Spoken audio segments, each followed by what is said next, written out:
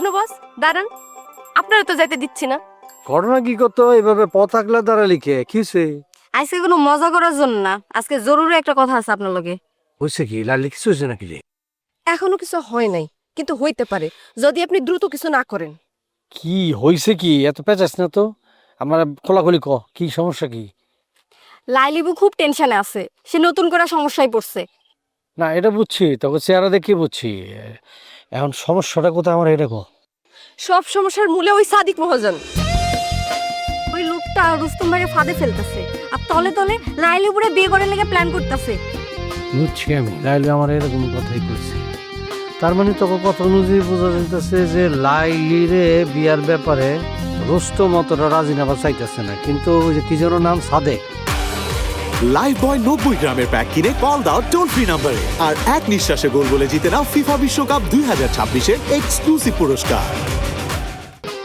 সে তার এগ্রিবিলিটিতে ফেলাইতেছে, তাই না?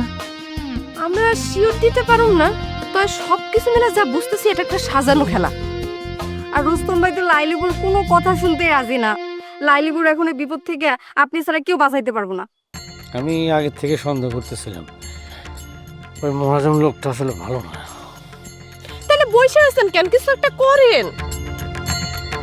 সময় খুব কম বস, আজ না হয় কাল দেরি হয়ে যাইব, কিন্তু প্রথমে রুস্তম ভাইয়ের ওই শয়তান মহাজনের কবল থেকে বের করতে হইব।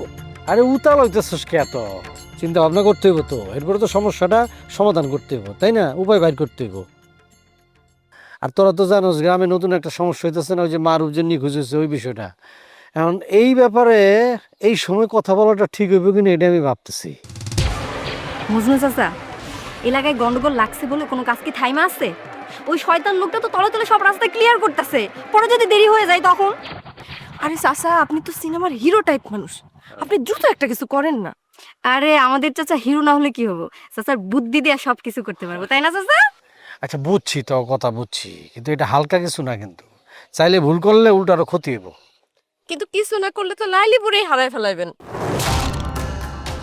আমরা তারে কথা দিচ্ছি, আমরা তারে কোনোভাবেই ওই মহাজনের হাতে যাইতে দিমু না। না না, তোরা যে লাইলির অনেক ভালোবাসো এটা আমি জানি, তোর এত চিন্তা করস কে? আমার উপর ভরসা রাখ, আমি সব ঠিক করে ফেলাম। তাইলে আপনি কিছু করতেছেন, এটা তো নিশ্চিত?